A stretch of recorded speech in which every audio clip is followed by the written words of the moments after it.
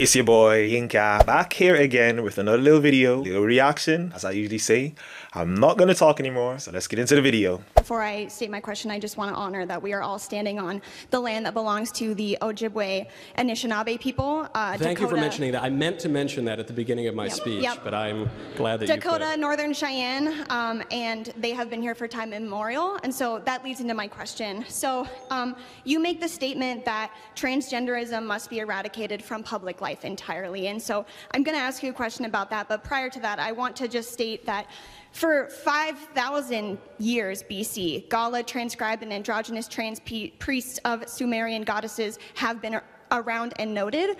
200 to 300 years before Christ in ancient Greece, there were gods worshipped by Gali priests who wore feminine attire and identified as women. Since we are standing on Anishinaabe land, Turtle Island, which is the nation that we live under, has I don't live under Turtle Island. All right, well, maybe you should read a... See, I'm beginning to get tired of stupid students. I'm really beginning to get tired of them because there seems to be a lot of them. She started citing sources of before Christ, this time BC, so-and-so BC, and saying this culture did this in this year, and this culture did this in this year, to prove her point basically that transgenderism has been around for a long time. Based off of how you're coming to the conclusion that this is why it's true because it happened years ago, it must be true because other societies or cultures did it. Well, other societies and cultures did a lot of things back in the days. Does that mean it's true for you to do that now and you should do it now? So that's a very stupid argument to use. Read a little more Indigenous knowledge books. Indigenous communities have used two-spirit personas for the entirety of their culture, and so that leads me to my question. When you say that transgenderism must be eradicated from public life entirely, I ask you, Mr. Knowles, how can we eradicate something that has been here as long as humans have? Well, yeah, there have been all sorts of crazy, terrible ideas for a very long time, too. You're pointing to civilizations that committed human sacrifice, okay? You're saying that some ancient pagan tribe worshipped demons and therefore we need to castrate children. That's not a good argument. Yes, that's true. There were all sorts of terrible tribes. In fact, as recently as a little over 500 years ago, the Aztecs here in the Western Hemisphere slaughtered 80,000 people in a sacrifice to one of the demons that they worshipped within the span of 4 days. That's not a recommendation of doing that. I don't think that we ought to consider it. Though, unfortunately, in our increasingly pagan and liberal culture, we do commit human sacrifice to the tune of 800,000 babies a year sacrificed through abortion, and it would make the Aztecs blush what we do. But that doesn't make it the right thing. You refer to a notion that is increasingly popular on the left, which is the idea of the two-spirit among various indigenous tribes. That is not real. That is a contrivance of white liberals in America. There have been various conceptions of sex and gender for all of human history, but the idea of the two-spirited indigenous intuition of some modern transsexual living in New York City who's a man who very much desires to be a woman, that is a complete fiction. You will... Yeah, complete fiction, complete delusion. These people are crazy in the head. Two spirits. You can be a dog, you can be a cat, you can be a monkey, whatever you want to be. As long as we don't hurt your feelings, you can be that thing. Yeah, and you people have gone mad. You people have gone crazy. You people are degenerate, ill in the mind, sick individuals. That's why I call it. You will not find that in literature dating very far back.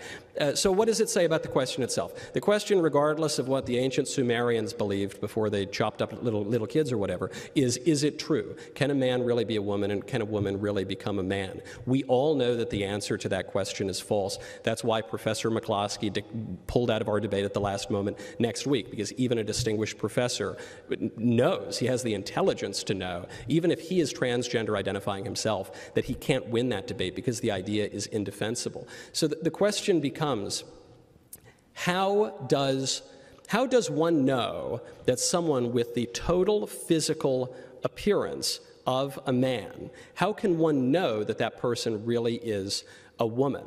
Do you have an answer to that question? To clarify, you're asking how can somebody know if they are a woman? And how can I know if that person is a woman? If not by the physical attributes, their natural and enduring biological sex. What's the alternative to that? So my response to you is then a question of, what is the purpose of knowing another person's... That's what I hate when liberals do. He asks you a direct, straightforward question. How does one know that they are a woman, if not by your biology? If I look at you, I can see you're a woman.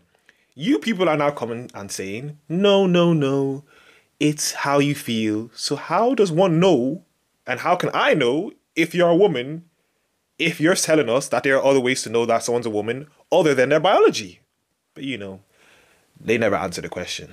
Sexual Well, see, there identity you are. or but let me finish. Yeah. If it's not for the premise of reproduction, and there's No. there's no need to relate outside of that, then I don't quite understand why we would need to question or... So this is what happens whenever you ask a transgender activist to explain even the basic premise of the movement, is they'll immediately say, well, who cares? Why are you so obsessed with this? I'm not obsessed with this. I'm not the one who started sending men into the women's bathroom and taking away their trophies and castrating kids. I'm perfectly happy with the way things have worked for thousands of years. It is the transgender activists who are trying to upend everything. And so I think it is at least my right to ask the question, okay, what is the premise of your movement? But they always deflect from that. They always withdraw from the debate. They always try to change the subject because there is no answer. So you ask me, well, what's the purpose of, why do you even care? What's the purpose of knowing someone's biological sex? Well, for starters, because we have civil rights specifically for women in the United States. We have special bathrooms for women. We have special sports leagues for women. We have all sorts of special places and rights and privileges and that are for women that are not for men. So if now some men, people who at the very least appear to be men, are claiming a right to go into those women's bathrooms, then we either have to abolish all of the special rights and privileges that have existed for women for all of human history and are enshrined in our law, or they need to explain to me how those men are actually women. And they can't do the latter, and I'm not willing to do the former, and I don't think women across this country are willing to do the former, even if a few people have been so ideologically blinded that they would give into this kind of an absurdity. And it's that simple. And I refuse, and I never will give into this delusion, this sickness, this ill mind. And for you people that do, I feel for you people. I really do. But anyway, that was another little video, another little reaction. As I usually say, if you enjoyed the video, like the video as much as possible. Click that like button. Subscribe to the YouTube channel. Subscribe. Comment down below. Let's get a discussion going down below. I'll reply to as many comments as possible, so comment down below. Follow me on Instagram at YinkaThatGuy, and I'm out.